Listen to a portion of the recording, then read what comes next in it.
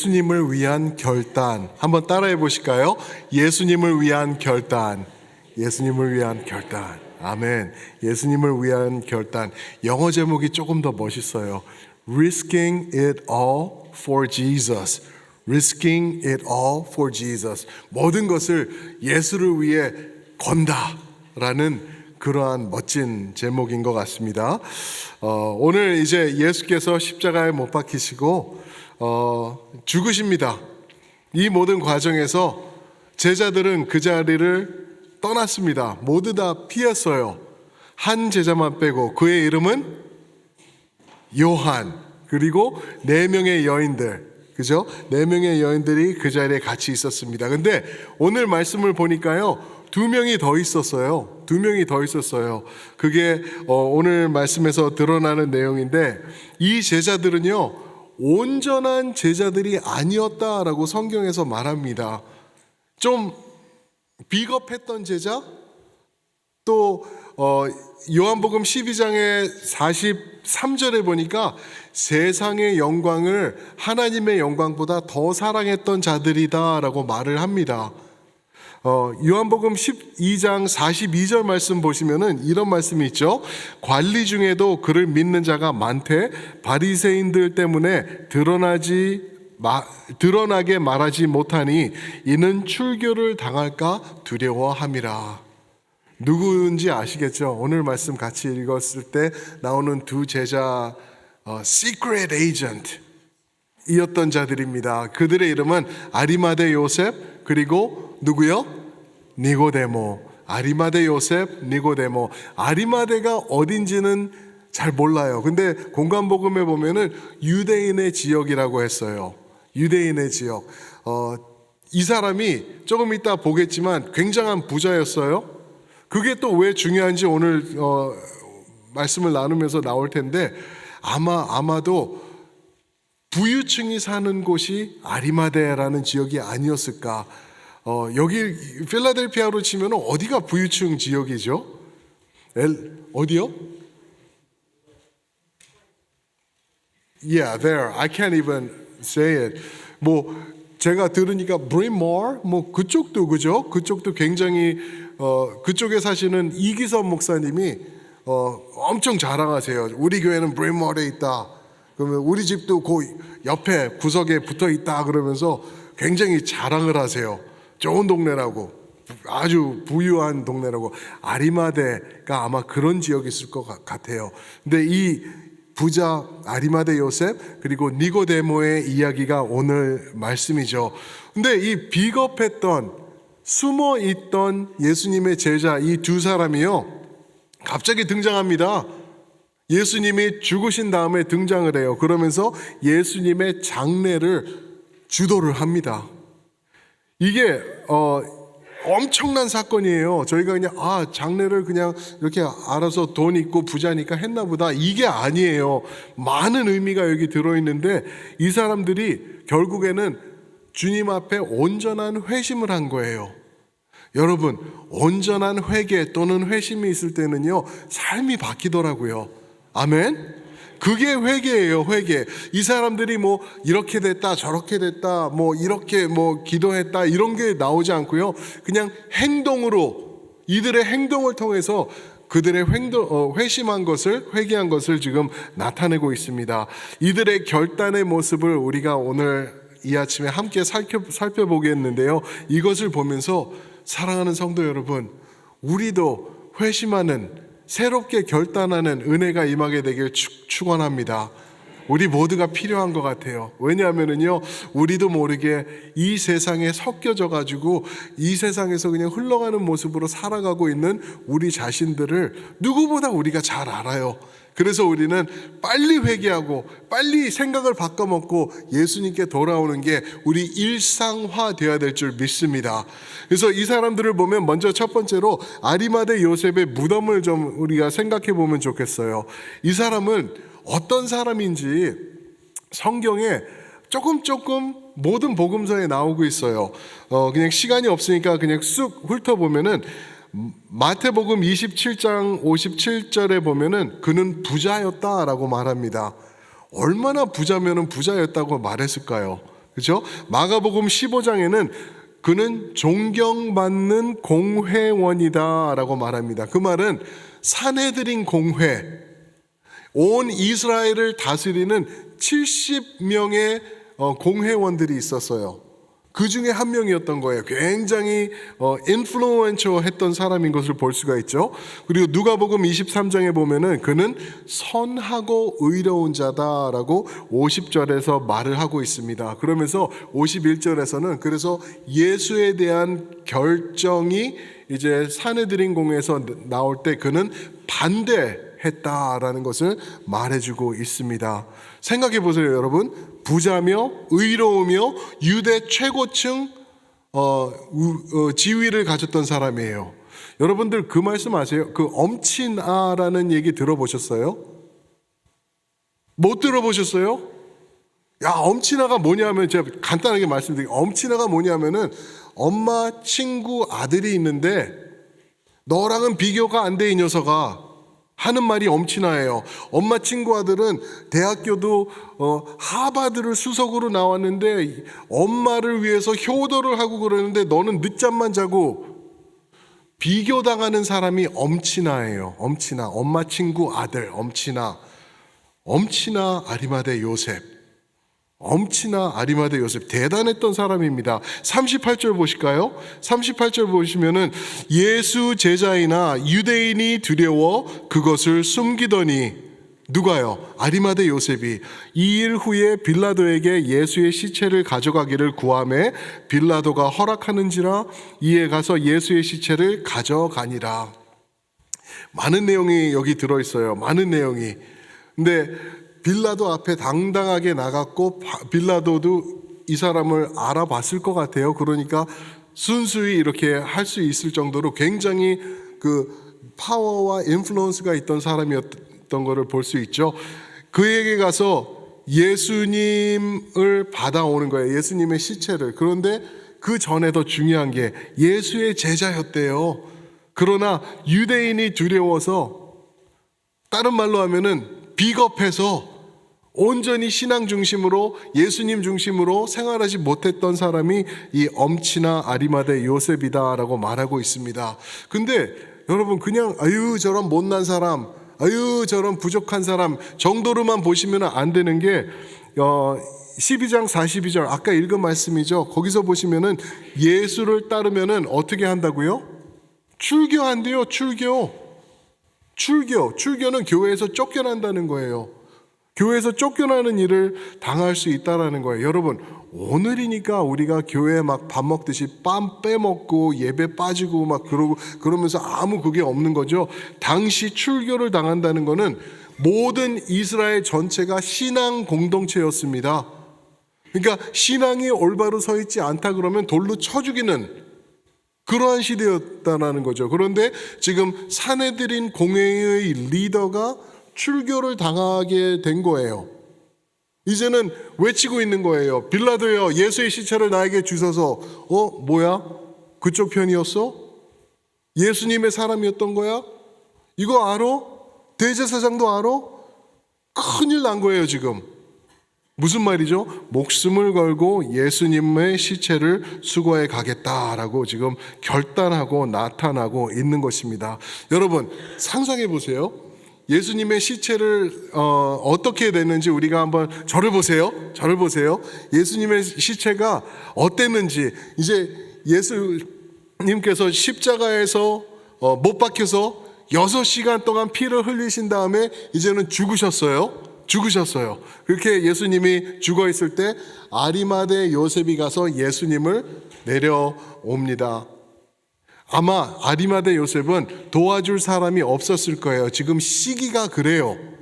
이 시기에는 아무것도 할 수가 없는 때예요. 특히 시체를 만진다? 조금 이따 저희가 보겠지만 있을 수 없는 일이에요.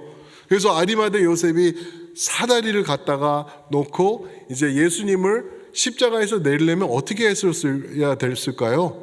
먼저 팔에 있는 못을 하나씩 뺐을 거예요. 그리고 예수님의 팔을 부추기며 팔이 떨어졌을 때는 몸이 앞으로 떨어지니까 그것을 어깨에다가 짊어졌을 거예요. 그리고 징계를 하나하나 내려와 가지고, 그리고 마지막으로 다리에 못 박혀 있던 그 못을 뺐을 거예요. 예수님을 놓칠까 봐, 피범벅이 되어 있는 몸을 놓칠까 봐 아마 꼭 붙잡고 이렇게 품고 그렇게 나갔을 것을 우리가 상상해 볼 수가 있죠. 여러분, 이게 왜 있을 수가 없는 일인지 민수기 19장 11절부터 13절에 보면은 설명을 해주고 있거든요. 민수기 19장 11절 보시면 이런 말씀이 있습니다. 사람의 시체를 만진 자는 이레 동안 부정할 것이다. 이레면 7 days, 7일 동안 부정하게 된다. 무엇을 하면요? 사람의 시체, 주검을 만지면은요, 예수님 시체예요 지금. 13절에는 이런 말씀이 있습니다. 누구든지 죽은 사람의 시체를 만지고 자신을 정결하게 하지 아니하는 자는 이스라엘에서 끊어지리라 라고 말하고 있습니다. 7일 정도 부정한 게 아니라 누구든지 사람의 시체를 만지고 정결하지 않게 한 사람은 끊어진다는 거예요. 근데 이 날이 지금 어떤 날이죠, 여러분? 이 날이 안식일 준비일이라고 말하고 있습니다. 그런데 31절에 보시면은 오늘 말씀은 아니지만 그 지난주 말씀이죠. 이 날은 준비일이고 안식일이 큰 날이래요. 왜 큰 날인지는 제가 설명한 거 혹시 기억하세요? 안식일과 무엇이? 맞습니다. 안식일과 유월절이 겹쳐지는 1년에 한 번 돌아오는 큰 날, 메가라는 단어가 쓰이고 있어요. 큰 날을 지금 앞에 두고 있는 거예요. 이날 준비일이면 지금 금요일인 거예요. 시체를 만진다? 금요일 날? 만지면은 며칠 동안 부정한다고요? 7일이에요, 7일. 안식일, 이 큰 날, 유월절과 안식일이 합쳐진 날의 행사가 며칠인지 아세요? 7일이에요, 7일. 그러면은 이 아리마다 요셉은 어떻게 되는 건가요? 안식일은커녕 유월절을 지키지 못하는 그러한 지금 일을 지금 자기가 감수하고 있는 거예요. 미쳤나 이 사람이? 그랬을 거예요. 많은 사람들이 보고 저 사람 뭐야? 끝난 거야? 저렇게 사람이 맛이 갈 수가 있어? 저렇게 끝나버릴 수가 있어? 아마 그런 말이 나왔을 거예요. 유대 지금 이 예루살렘, 골고다는 예루살렘 바로 바깥에 있습니다. 그래서 모든 유대인들이 전 지역에서 방방곡곡에서 유월절을 지키기 위해서 모였어요. 그래서 빈터가 없었어요. 사람들이 웅성웅성하면서 왔다 갔다 하고 예수님을 다 본 거예요. 그런데 지금 아리마다 요셉이 이런 일을 하고 있을 때 많은 사람들이 봤을 것을 우리가 생각해 볼 수 있다라는 것이죠. 이제 이 사람은 끝났습니다. 이스라엘의 산헤드린 공회원이니까 어떻게 좋게 해서 또 돈이 많다니까 돈을 지불해서 어떻게 하겠지? 아니요. 전혀 할 수가 없이 이 사람의 인생은 이제 끝난 거예요. 그런데 여기서 한번 질문을 드려볼게요. 이거를 한번 생각해 보세요.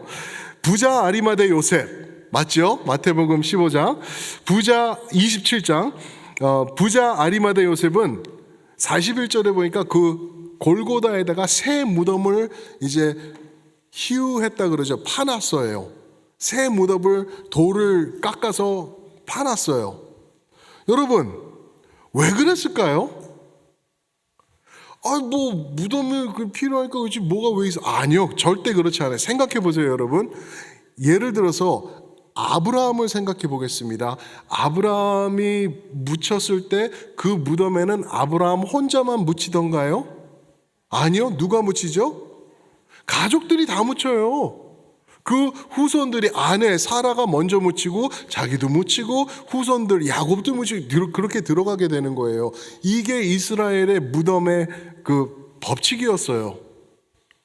아리마다 요셉 이렇게 사내들인 공회원이었던 인플루언스 한 사람은 분명히 가족 무덤이 있었을 거라는 거죠.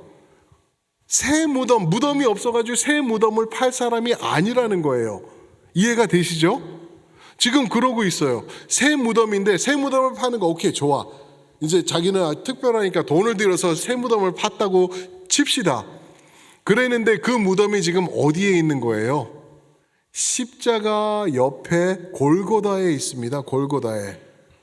여러분, 제가 아까 말씀드렸던 이기서 목사님, 지금 그분도 설교하고 계실 텐데 귀가 많이 간지러우실 수도 있겠어요. 자, 그분이 저를 이제 와가지고 저를 다 해주시고 도와주시고 우리 노예 가입도 해주시고 시험도 보시고 막 이렇게 해주신 다음에 이제 나중에 친분이 있으니까 저를 필라델피아를 이렇게 구경을 시켜주셨어요. 그러면서 크라이스트 처치 혹시 가보셨나요? 크라이스트 처치라고 1695년도에 다운타운에 세워진 교회가 있어요.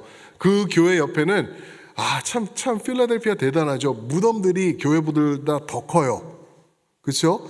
그냥 그거 없애고 그냥 교회 교육관을 지면 더 좋을 것 같은데 그럴 수는 없나 봐요. 근데 그 크라이스트 처치 옆에 무덤에 유명한 사람들이 많이 묻혔어요. 벤자민 프랭클린, 그리고 그의 아내, 뭐 이런 사람들, 그리고 우리 독립선언문에다가 사인을 한 그 사람들 중에 6명이 거기 묻힐 정도로 아주 인플루언스가 많았던 교회예요. 그렇죠? 그런데 그게 문제가 아니라 아내 교회를 들어가 보면은요, 아내가 막 삐까번쩍해 대리석으로 돼 있고 여기는 조지 워싱턴이 앉아서 렌트를 했던 자리래요. 그것도 이상하죠. 렌트, 자기 가족들 앉았던 자리라고 이렇게 해놔서 제가 앉았다가 왔습니다, 거기에. Anyway, 근데 그 자리도 있고. 그런데 더 기가 막히는 게 뭐냐 하면은 초대교회 멤버들 중에서 돈이 많고 능력이 있고 그리고 인플루언스가 있었던 사람, 영향력이 있었던 사람들은 교회 예배당 바닥에다가 붙더라고요. 그래가지고 몇몇 사람들이 강대상 앞에 아래 대리석 보면은 거기 뭐가 이렇게 붙어 있어요. 누구누구 아무개의 무덤. 그리고 저쪽 내려가면은 저 아일 옆에 누구누구 아무개의 무덤. 이렇게 돼 있어요. 무슨 말이죠? 죽어서도 나는 교회를 떠나지 않겠다. 그러한 뭐 거룩한 의미가 있는 것 같아요. 성경적으로 신학적으로는 어떤지는 모르겠어요. 이 유대인들도 시체는 예배당에 들어오지도 못했는데 크라이스트 처치는 그랬더라고요. 그 무슨 말을 제가 지금 드리고 싶은 거냐면은 이 아리마대 요셉은 자기 무덤을 못해도 돈과 지위와 영향력을 써가지고 예루살렘 성 안에다가 넣을 수 있었던 사람이라는 거예요. 그렇죠? 거룩한 성, 하늘나라에도 있는 예루살렘 성, 내가 거기에 묻히고 싶다. 이거는 모든 사람들의 로망이었을 것 같아요. 유대인이라면은 그 안에다가 돌을 만들고 그 무덤을 만든 게 아니라 성 밖에 옆에 고통과 죽음의 외침이 끊없이 진행되던 골고다 해골이라는 곳에다가 지금 돌을 깎아서 새 무덤을 만들었어요. 이 사람이 성경을 몰랐을까요? 아니요. 누구보다 성경 신학자였던 사람이에요. 근데 거기다가 아무도 안치되지 않았던 새 무덤을 만든 거예요. 이거를 보고 제가 정말 좋아하는 목사님 워렌 위어스비라는 목사님이 있는데 그 목사님은 perhaps 어쩌면은 예수님의 죽음을 미리 깨닫고 거기다가 만들어 놓은 것이 아닐까. 예수님이 십자가에서 죽으실 것을 알고 여기다가 무덤을 만들어 놓고 예수님의 장례를 준비했던 것이 아닐까라고 말을 합니다. 정확히는 잘 모르겠어요. 성경에서 얘기를 안 해요. 근데 아리마대 요셉은 제가 나중에 천국에 올라가가지고 제가 찾아볼 사람 중에 하나예요. 왜 거기다가 무덤을 그렇게 해놨어요? 하면은 돈이 남아돌아서 그때 뭐 그 싸게 세일할 때 하나 이러지는 않았을 것 같아요. 아마도 내가 사랑하는 주님, 그분을 내가 비참하게 해드리고 그분을 대놓고 믿지 못했던 나여서 내가 그분의 진리를 깨닫고 성경을 구약을 보니까 이분이 분명히 죽으시는 분인데 이분이 죽으실 때 자리가 필요할 것 같아서 내가 준비해놨어. 아마 그렇게 말하지 않을까 싶어요. 그래서 여기서 또 하나 예언 성취가 되는 말씀이 하나 또 있어요. 우리 이사야서 53장 9절 말씀 한번 보실까요? 여기 이사야 53장 9절입니다. 네, 같이 한번 읽어보겠습니다. 시작. 그는 강포를 행하지 아니하였고 그의 입에 거짓이 없었으나 그의 무덤이 악인들과 함께 있었으며 그가 죽은 후에 부자와 함께 있었도다. 아멘. 앞에는 당연한 거라고 해요. 근데 그 뒤로 갈수록 그렇죠. 그의 무덤이 악인들과 함께 있었으며, 지금 예수님은 저 옆에 악인들과 함께 죽음을 맞이하셨어요. 무덤이 그곳에 있었던 거죠. 악인들과 함께 있었으며 그가 죽은 후에 부자와 함께 있었다. 아리마대 요셉은 뭐라고요? 마태복음 27장 부자였대요. 부자와 함께 있었다는 거예요. 생각을 해보세요. 어쩌다 보니까 그렇지. 아니요. 어떻게 하면은 악인들과 함께 무덤에 있으면서 부자와 함께 있을 수 있을까? 이 두 개가 상극일 것 같은데 어떻게 같이 만날 수 있을까? 골고다에서만 가능한 거예요. 골고다에서만. 그런데 이 보편적으로 보잖아요.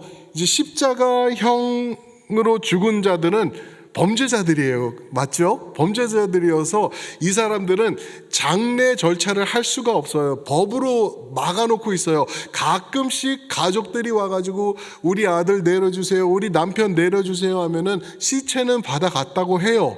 그런데 보편적으로 보면 시체는 십자가에다 놔둬가지고 죽은 후에도 그래서 새들이 파먹게 했다고 얘기를 합니다. 그 다음에 이제 썩을 때 이제 시체를 수거해가지고 시체를 버린 곳이 어디냐면은 힌넘 골짜기예요.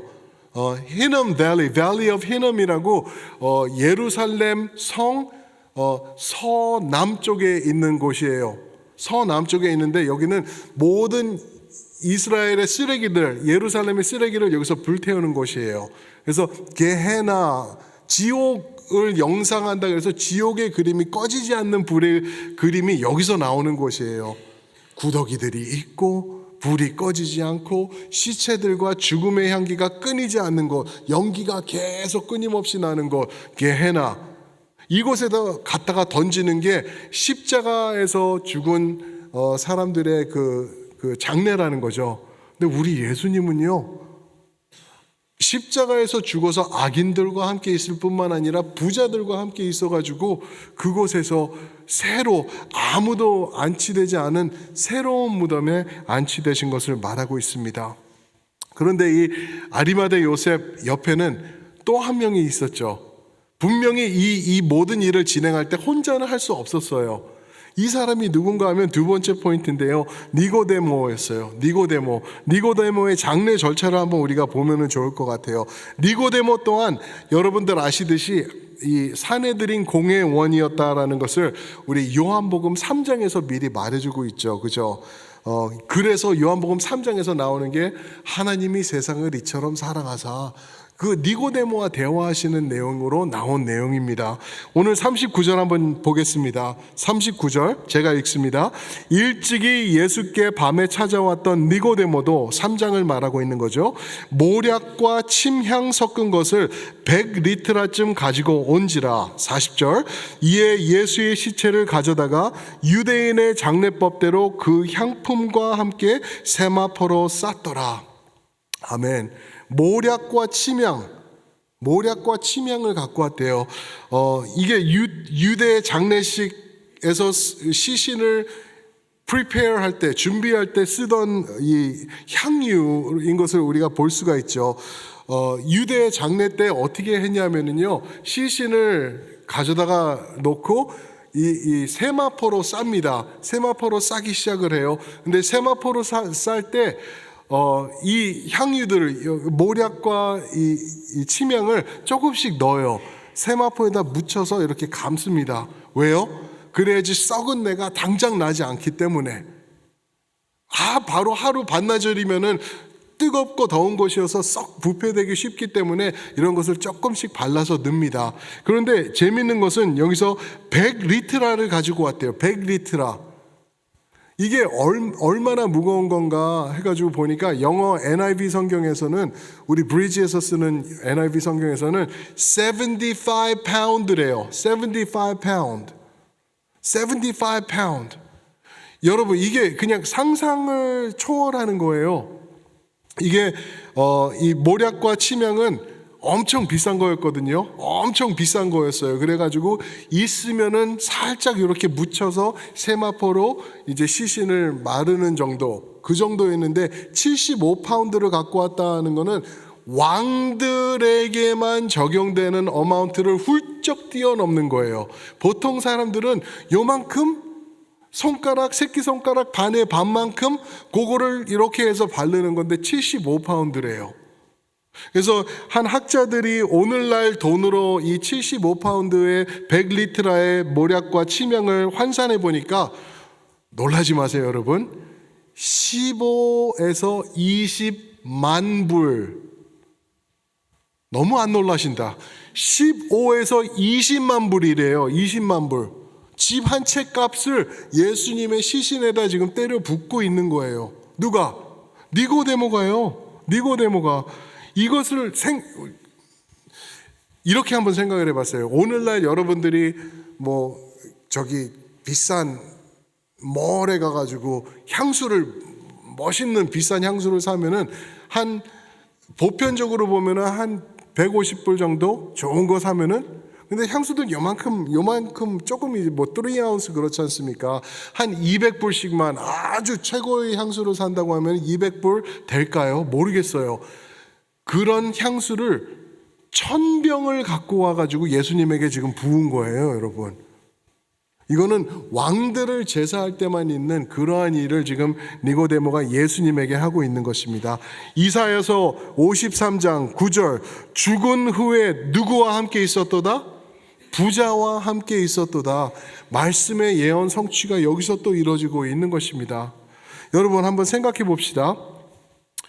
아리마대 요셉과 니고데모가 지금 이런 장례 절차를 준비일, 내일이면은 6월절 안식일, 이 준비일 날 이거를 하면서 이 두 사람이, 이 남부러울 게 없을 사람, 남부러울 정도가 아니라 이스라엘의 최고봉이었던 이 두 사람이 이 장례를 진행하면서 얻을 게 무엇이 있었을까요, 여러분?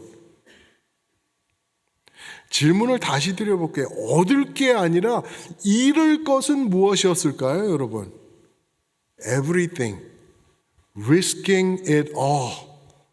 모든 게 지금 하루아침에 여태까지 공부하고 쌓고 돈 들이고 준비하고 자기 위치를 지켜온 이 모든 것들이 다 날아갈 거예요. 돈, 재물, 명예, 지위, 미래까지 다 지금 잃어버리는 이 순간 예수님을 지금 붙잡고 있는 거예요. 6월절에 산헤드린 공회원이 6월절 날 예배드리지 않는다? 시체를 만져가지고 부정해져서 예루살렘에도 들어오지도 못한다? 이거는 인생 끝나는 것을 지금 말하고 있는 것입니다. 그들은 예수님을 얻기 위해서 모든 것을 다 포기했던 사람들입니다. 사랑하는 성도 여러분, 우리는 한번 어떤가 한번 생각을 해보면 좋겠어요. 여러분들 예수님의 제자들이시라면 아멘 해보시기 바랍니다. 아멘, 할렐루야, 너무 좋습니다. 그런데 만약에 예수님의 제자라면은 예수님을 얻기 위해서 내가 감수해야 되는 것도 분명히 있을 텐데, 그런 것들은 어떻게 감수하고 계시는지요, 여러분? 지금 아까 말씀드렸던 이 사람들이 감수했던 모든 것, 돈, 재물, 지위, 명예, 미래, 오늘날도 이것들 세상이 우리에게 말하고 있는 건 아닌가요? 너 그렇게 하다가 어떻게 은퇴하려 그래? 너 은퇴한 다음에 뭐 먹고 살라 그래? 너 돈 없이 이 세상에서 어떻게 무시받으려 그래? 어떠한 모습으로 살아가려 그래? 네가 네 자신을 만들어 나가야 될 거 아니야? 라고 하면서 마치 그게 모든 것인 것처럼 세상이 우리에게 외치는 말씀들이에요. 아리마대 요셉, 니고데 때나 지금이나 바뀐 게 하나도 없습니다. 그래서 그런지 예수님의 제자들이라고 말하는 사람들도 오늘날도 세상을 붙잡고 예수님을 잡았다 놨다 잡았다 놨다 하면서 살아가고 있는 게 오늘날의 현실이 아닌가요? 사랑하는 예수님의 제자 되신 여러분들은 어떠한 결단을 내리고 싶으신가요? 마가복음 그리고 마태복음에 보니까 사람이 온 천하를 얻고도 영원한 생명을 잃으면 그에게 무엇이 유익한가라고 말하고 있습니다. 사랑하는 성도 여러분, 여러분들 부자 되면 좋겠어요. 아리마대 요셉 공부하면서 보니까 참 좋다, 엄친하다, 이런 사람 사위 삼고 이런 사람하고 결혼하고 여러분들 다 그러셨으면 좋겠어요. 그런데 여러분, 그것을 쫓다가 정작 중요한 예수님, 영원한 생명을 우리가 놓치게 될까봐 너무나 두려운 생각이 들었어요. 사랑하는 성도 여러분, 여러분들이 예수님을 쫓을 때 세상은 여러분들을 향해서 저 어리석은 사람, 저 바보 같은 사람, 저게 뭐 하는 짓이야 라는 소리를 들으셔야 돼요. 니고데마와 아리마대 요셉 분명히 들었을 거예요. 이들에 대한 얘기는 성경에서 이게 끝이에요. 더 이상 나오지 않습니다. 그런데 아마 이들은 예수님을 얻기 위해서 이 모든 것을 내려놓고 자랑스럽게 살아갔을 것을 우리가 확신할 수 있는 것입니다. 사랑하는 성도 여러분, 결단하시길 주님의 이름으로 축원드립니다. 나 그러다 굶어 죽으면 어떻게 해요? 목사님, 나 굶어 죽으면 어떻게 합니까? 목사님 책임질 거예요? 아니요. 예수님께서 책임지신다고 요한복음 14장에서 말씀하셨어요. 절대 너희를 고아와 같이 내버려 두지 않을 것이라. 아멘. 아멘. 그 믿음 붙잡고 예수님 따라 사시는 예수님의 참 제자 되시는 우리 모두가 되게 주님의 이름으로 축원합니다. 아멘. 우리 한번 그 자리에서 기립하셔서 우리